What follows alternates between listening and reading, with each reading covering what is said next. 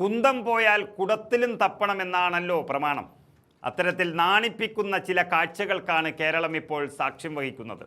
അർജുൻ ആയങ്കി എന്ന 23ഓളം ക്രിമിനൽ കേസുകളിൽ പ്രതിയായ വ്യക്തിയെ പിടികൂടാനായി പത്തനംതിട്ടയിലെ CPM DYFI നേതാക്കളുടെ വീടുകൾ കയറിയിറങ്ങി പോലീസിന് പരിശോധന നടത്തേണ്ടി വരുന്നു.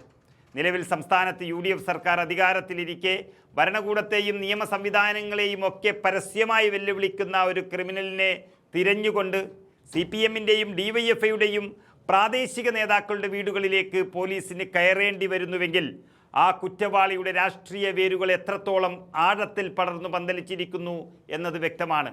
ആരാണ് യഥാർത്ഥത്തിൽ ഈ അർജുൻ ആയങ്കി?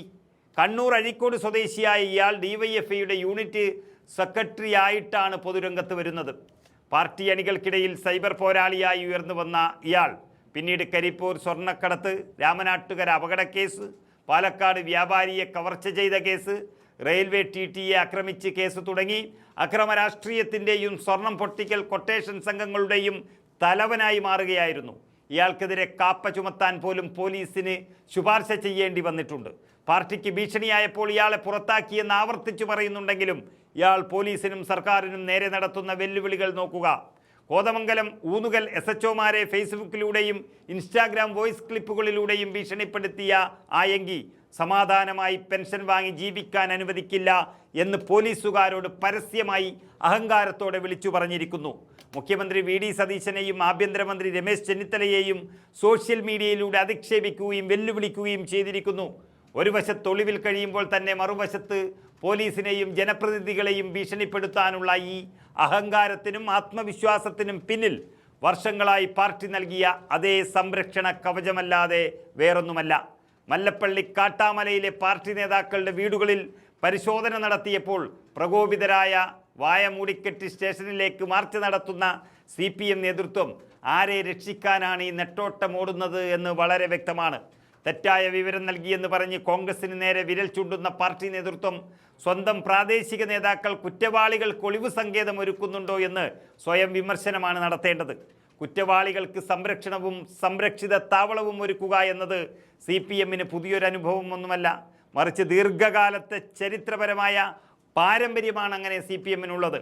രാഷ്ട്രീയ കൊലപാതകങ്ങളിലും ക്രിമിനൽ കേസുകളിലും പ്രതികളാകുന്ന സ്വന്തം ആളുകളെ പാർട്ടി ഗ്രാമങ്ങളിലും നേതാക്കളുടെ ഒളി സങ്കേതങ്ങളിലും സുരക്ഷിതമായി പാർപ്പിച്ച എത്രയോ ചരിത്രങ്ങൾ നമുക്ക് മുമ്പിലുണ്ട്. TP ചന്ദ്രശേഖരൻ വധക്കേസിലെ പ്രതികൾക്ക് പാർട്ടി നൽകിയ ഒളിവ് സങ്കേതങ്ങളും കേസ് നടത്താൻ കോടികൾ പിരിച്ചെടുത്തതും കേരള സമൂഹം മറന്നിട്ടില്ല. TP കേസ് പ്രതികൾ മുതൽ ഷുഹൈബ്, ശരത്ലാൽ, കൃപേഷ്, ഈ വധക്കേസുകളിലെ പ്രതികൾ വരെ പോലീസിൻ്റെ കണ്ണുവെട്ടിച്ച് മാസങ്ങളോളം ഒളിവിൽ കഴിഞ്ഞത് ഈ പാർട്ടിയുടെ തണലിൽ തന്നെയായിരുന്നു. കണ്ണൂർ താളിക്കാവിൽ ഒരു അഭിഭാഷക ദമ്പതികളുടെ വീട്ടിൽ നിന്നാണ് അർജുൻ ആയങ്കിയെ ഒടുവിൽ സൈബർ പോലീസ് കസ്റ്റഡിയിലെടുത്തത്. ഒളിവിൽ കഴിയുന്ന കുറ്റവാളികൾക്ക് അഭിഭാഷകരുടെയും നേതാക്കളുടെയും വീടുകൾ ഒളി സങ്കേതങ്ങളാക്കാൻ സാധിക്കുന്നുവെങ്കിൽ അതിന് പിന്നിലെ പാർട്ടി ബന്ധങ്ങളുടെ സ്വാധീനം ചെറുതല്ല. പോലീസ് സ്വന്തം കടമ നിർവഹിച്ച് ഒളിവിലുള്ള പ്രതിക്കായി നേതാക്കളുടെ വീടുകളിൽ പരിശോധന നടത്തുമ്പോൾ അതിനെ മനുഷ്യാവകാശ ലംഘനം എന്ന് വിശേഷിപ്പിച്ച് സമരം നടത്തുന്ന CPM നാടിൻ്റെ സുരക്ഷയെക്കുറിച്ച് എപ്പോഴെങ്കിലും ചിന്തിച്ചിട്ടുണ്ടോ എന്നോർക്കണം. ഒളിവിലിരുന്ന് വെല്ലുവിളികൾ നടത്തുന്ന അർജുൻ ആയങ്കിയെപ്പോലുള്ളവർക്ക് സഹായം നൽകുന്ന നേതാക്കളെയും അണികളെയും ന്യായീകരിക്കാൻ രംഗത്തിറങ്ങുന്നത് സ്വന്തം രാഷ്ട്രീയ ജീർണത മറച്ചു വെക്കാനാണ്.